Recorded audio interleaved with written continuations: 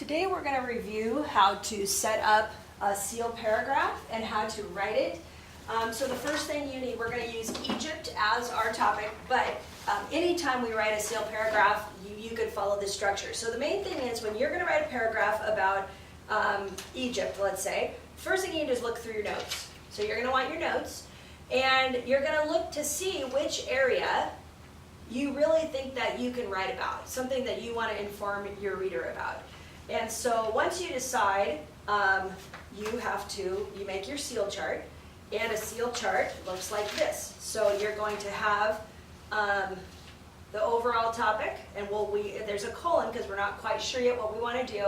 You have your claim, which is something that you're going to decide to write about that you're going to prove, and then what evidence do you have to show that this is really true, and how are you going to elaborate on it? What details, anecdotes, anything you can think of will show your reader why or more about this. And then what's the source? Where did you find it?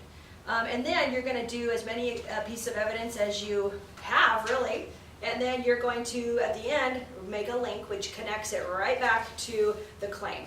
So with that being said, the first thing is you need to take your information and or your sources from your notes, and you're going to make a list of your sources, and you're going to number them. So the notes that we took for Egypt, for this one, was about the Time Compass kids. Time Compass, it was kids animated history. Egypt, it was a video. Now granted, this is not going to be how you will always cite your sources formally, but for 6th grade, the idea is just to know that whenever you get information from a source, you have to tell what that source is. So if you keep a list and you number them, then when you go to identify the source in your notes, you can just put the number. Okay?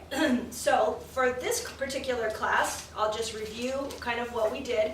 We decided, we went through our notes, and we talked about how the main thing was that people, the Egyptians settled next to the Nile River and prospered there. Okay, so if that's our claim, that they settled next to the Nile and prospered there, well, how do we know this is true? Well, we know this is true because they were able to grow crops there next to the Nile. And so when we go back to our notes, we found these details. And so this information that we're going to elaborate and tell that they were able to grow crops. Well, how did that happen? Well, the Nile flooded, and when it receded, it left fertile soil, which was perfect for farming. They also created an irrigation system called the Shadaf, which allowed them to water their crops all year long. Now, could we add more evidence? Sure, we could, but we got this evidence from source 2, okay? So, but if we added more, let's say from a different source, we could keep adding down here and then put like source 3 or whichever source it was. Because the goal is, if you were just to tell your reader this, the Egyptians settled next to the Nile River and prospered there because they were able to grow crops, we wouldn't know what that meant. What does that mean, grow crops? Why? You have to make sure that in your elaboration, you thoroughly explain why. Now the next idea, so they settled next to the Nile River and prospered there. How do we know? Because they were protected. So they prospered there because they were protected. And what does that mean? Well, they were by the Sahara Desert and the Nile River, which kept them, they were kind of in a secluded spot. So once again, we got that from source 2. Could we add more information? Absolutely. So we can always add more to that if we feel we need it. So the next source is, okay, they settled next to the Nile, they prospered there because they were able to trade. So they prospered there because they were able to trade. Well, what does that mean? Well, they grew food, and the merchants then sailed up and down the Nile to trade for more goods. That's only one piece of information. Could we find some more things, like specifically what did they trade, how did they trade, who did they trade with? Sure. So we can go and look for more. But this information came from source 2. If you go and get more, you will just have to identify the source. Okay? Then after we did that, we wanted a link that connected right back to the claim, which was because the Egyptians settled by the Nile River, they were able to thrive. Now, do you see how there's scribbles? This does not have to be perfect. This is just your plan, and a plan can change.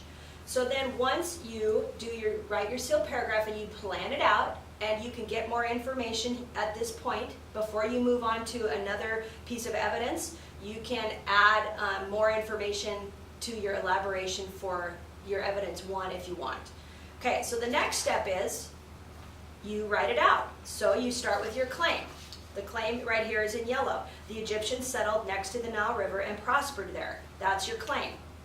Then we're going to move into, if you go back to your CEEL chart, we're going to go to the first piece of evidence and the elaboration.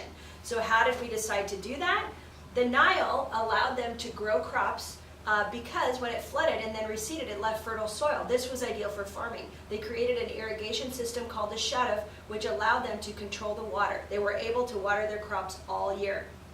Okay, so we're going to move on to our second piece of evidence, which is right here. And we're going to say the Nile also protected Egypt from enemies. We're going to add in our elaboration from enemies on one side, while the Sahara Desert protected them on the other side. Both were obstacles that kept them safe. Could we add more? Yeah, we really could. So we can always add that in. But we're going to move on to the third piece of evidence. So being able to trade was another benefit of the Nile. So do you see how we put a transition in there? Egyptians would send their crops and goods with the merchants who would sail up and down the Nile to trade. We got all of this information from source 2, so I'm going to put that here. Now, is this enough information? No, we could definitely add more to that, but at least we have an example and we elaborated on it a little bit here. Okay, and then the link, because of the Nile River, the Egyptians were able to thrive. Okay. So what we have here, and if you need to copy this one, I'll leave it here for a second. So if you look at it, and you look at, okay, so which color has the most information?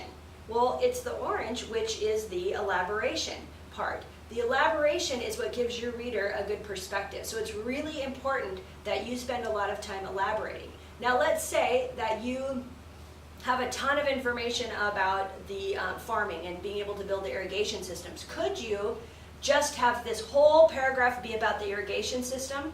Absolutely, but you have to have way more elaboration about it. You can really take this in any direction you want, okay? So that's what you do. You want to look at your notes and see which areas you feel real strongly that you can really give your reader some good information, and then you plan out your CEEL chart. And then you write it out like this. And remember, this is not set in stone, so any of it can change. But if you need to copy this down, either of these as examples, just pause the video, and then you will be able to just copy it down so you have the model in your notebook.